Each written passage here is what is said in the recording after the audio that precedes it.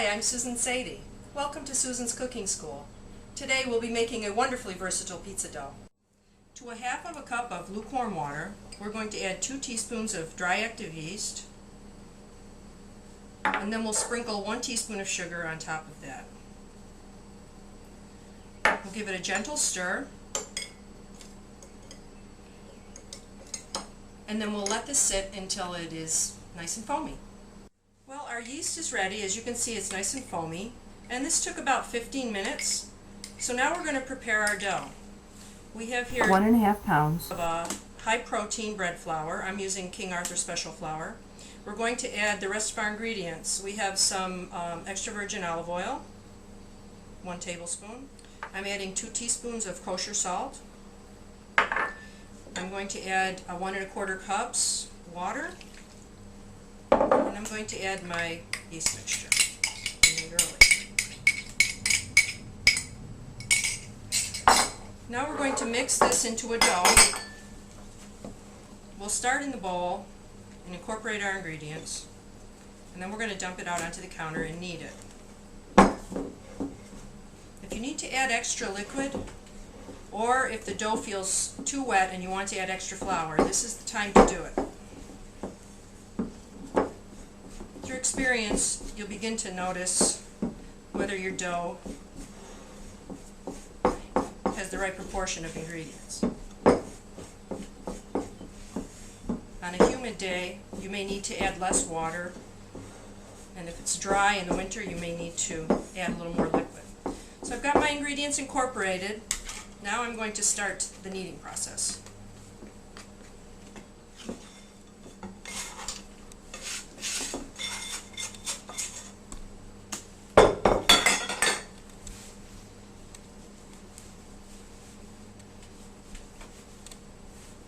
Bring everything together and begin to knead.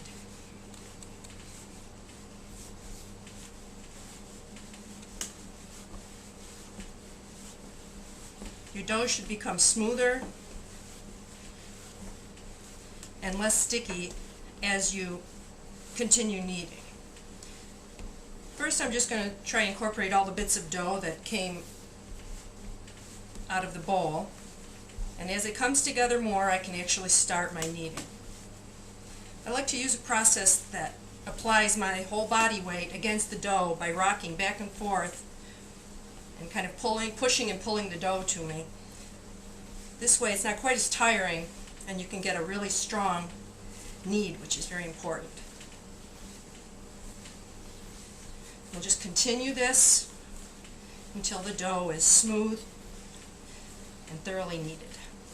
There are a couple other kneading techniques that you can use, especially if your dough is a little sticky. My dough isn't sticky at all today, but one technique you can do is to pull the dough towards you and keep folding it over.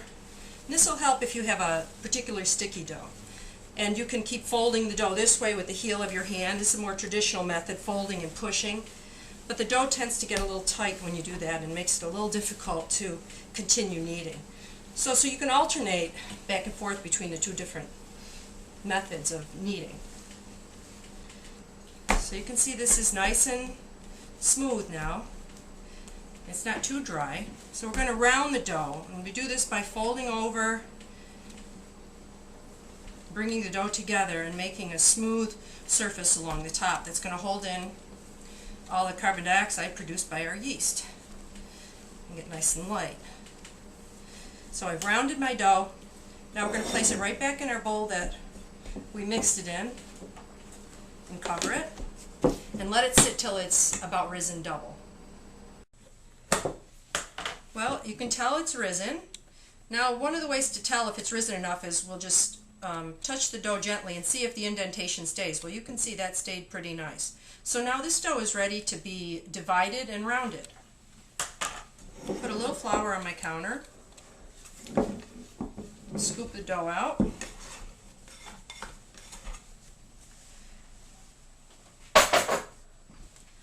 And now we can divide this dough. I'm just going to sprinkle a little flour on top. You don't want to add too much flour. We'll divide this dough into some large pieces and then into some smaller ones. There's a couple larger ones, and now we'll do some small These will be like individual servings pizzas.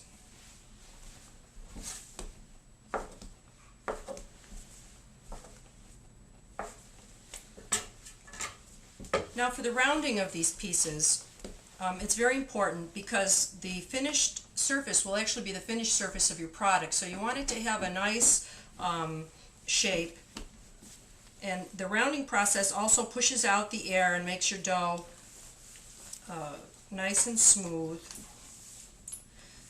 on the top. So we have a nice smooth surface on the top, and you can see we have some little bubbles underneath, which is nice because those are going to give us a nice pizza dough when we bake it in the oven. So one piece is done. There's different methods of doing it. The bigger pieces we're going to do a little different than the smaller ones. This piece is also done.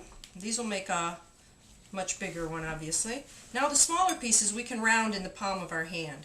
Now as you do this, you can see I'm pushing the dough around so that the top, I'm not flattening out, and I keep bringing the dough around to the center and making it round. This is one way of doing it. Now I'm going to do one in one hand like this, where I keep pushing the dough in with my fingers and I'm really pulling it down as I round this dough.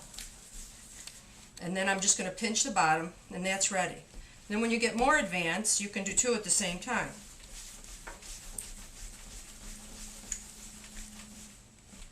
And then pinch the bottoms, and they're ready.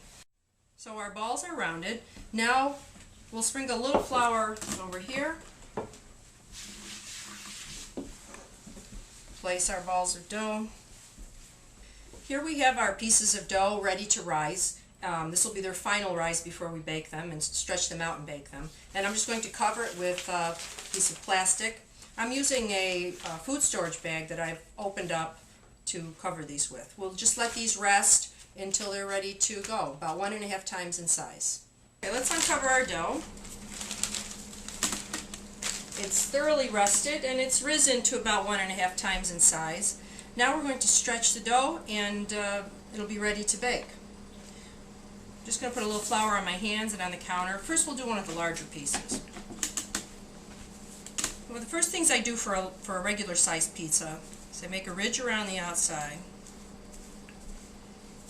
and then I press down the inside. This will be our outer crust. Now when you pick up the dough, you can start stretching it out from the center and kind of try and stretch it out evenly. And I'm just pulling and stretching. You want to be careful to tear, but if your dough is kneaded well, it shouldn't tear too easily on you. If you want it thicker, don't stretch it as much. I'm going to be using a wooden peel here. I've got a little flour on here. You can use cornmeal if you want. And I'm going to place my dough on the peel. If your piece of dough is bigger than your peel, it's a little difficult to get it off onto the stone in the oven.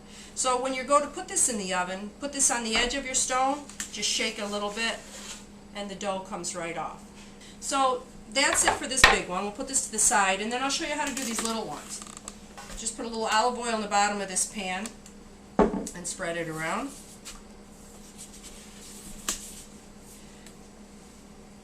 Now I just can stretch this right in my hand because these are very small, very easy. I like to leave a little bit raised edge on the outside so that you get a nice full crust. And then just lay them right down. I'll do another one. Just stretch it from the middle out and place it on here. These don't have to be risen again. You can if you're not ready to bake them. And you can put fillings on here or cheese, however you want to do it, and these are ready to bake. They can also be baked in a 400-degree oven. And that's it.